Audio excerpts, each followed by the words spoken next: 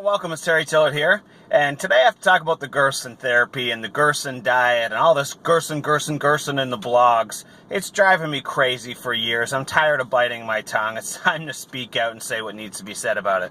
Now, before you get all riled up, do you listen to hear or do you listen to respond? Because I'm making some very valid points in here. Number one, this idea that every sick person should just do the Gerson is ridiculous to the average person. What are they really realistically going to do in practical terms from home? And what are they going to interpret from that? The Gerson is not some magical therapy or some magical idea. It was the idea that people should cut garbage out of their diet and go back to fruits and vegetables, and that using a juicer can concentrate some of those fruits and vegetables. Now, before I proceed any further, I want you to know that I'm a huge fan of the basic general principle. The average person with cancer, everybody, the base diet should be fruits and vegetables and should be cutting out all kinds of garbage foods. That should be the core of the diet. And I am not anti-juicing at all. I'm a proponent of juicing. With that said, I think it's crazy that it's an almost fiberless diet because research, real modern day research, big studies show massive benefits for fiber. Now, before I continue, let me talk about a few of the other things that just drive me crazy about this therapy and the nonsense. All right, number one, this idea of avoiding pineapples, avoiding cucumbers, berries, no spinach unless it's cooked. I mean, this is fucking nonsense. I mean, this flies in the face of real science, hard, modern day, common sense science, and that drives me crazy. But this is not uncommon.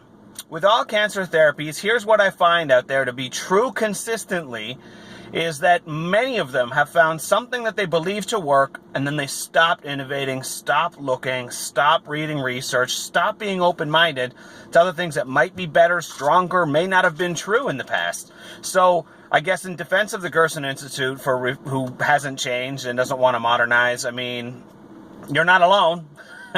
But the science on berries, on pineapples, I mean, cucumbers, spinach being bad, citrus fruits being avoided in some cases, no avocados. I'm a big proponent of a low-fat diet, just for the record. But no avocados, there's some good science on avocados and cancer not being good friends. The no water thing, I get it. You should be sufficiently hydrated if you're following the program to a T, which I don't believe most people do. But if you're following to a T, you're probably sufficiently hydrated, but, you know, drinking some water is fine. It doesn't affect your stomach acid in the way that some people believe.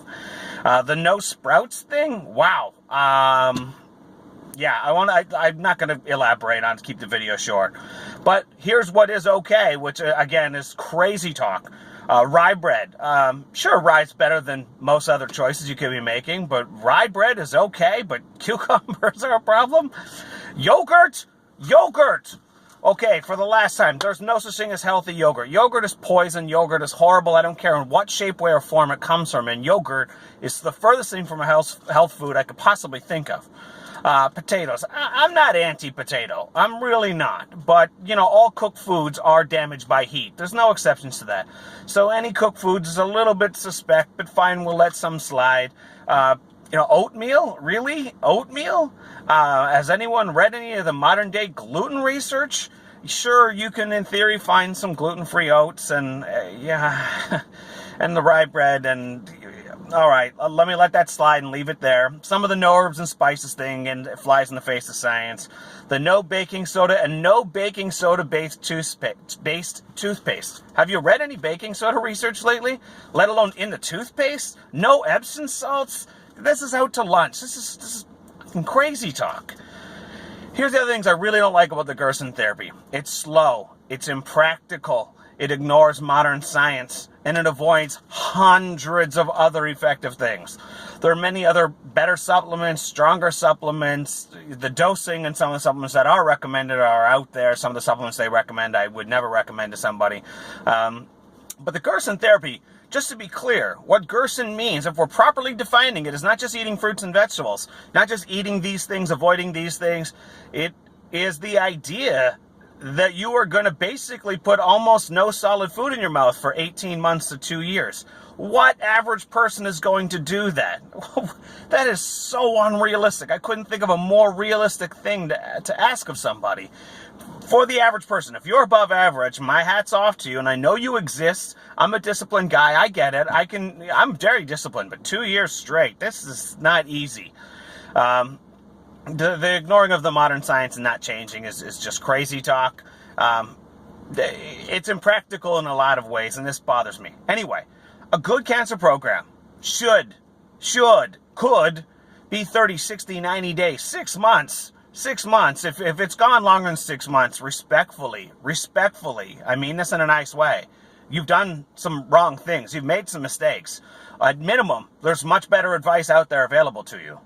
And again, it just avoids hundreds of effective things that are out there because it's stuck in dogma. And what burns me the most about the entire Gerson therapy, and respectfully, I know thousands have healed from it. I'm a fan of it. I'm a fan of the principle. I'm a fan of forced discipline at a clinic if you can't discipline at home. That's the good part of a clinic, is forced discipline. The rest, spending tens of thousands of dollars, you could do it for cheaper and faster at home. And more effective. Yes, it's true. You really can. Testing included. But that's a story for another time.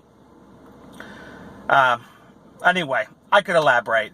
Let me stop there. Before you respond and make some kind of crazy talk comment, did you listen to hear or did you listen to respond? There's a big difference.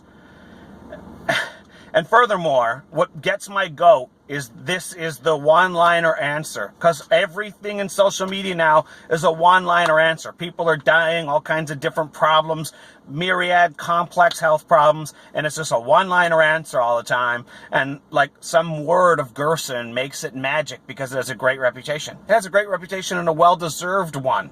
But fruits and vegetables is not a novel idea. This is not some magical treatment plan. It's not a novel idea. Fruits and vegetables are what healthy people and sick people should be eating. All humans should be eating a diet predominated by raw, organic fruits and vegetables. Sometimes juice, sometimes blended, all good with me. But seriously, anyway, I'll leave it at that. I'm Terry Joe, signing out. Take care. Had to get that off my chest. Stop writing Gerson in these damn forums. It's crazy talk. You're betting people's lives when you're unqualified to do so. Take care. Have a good day.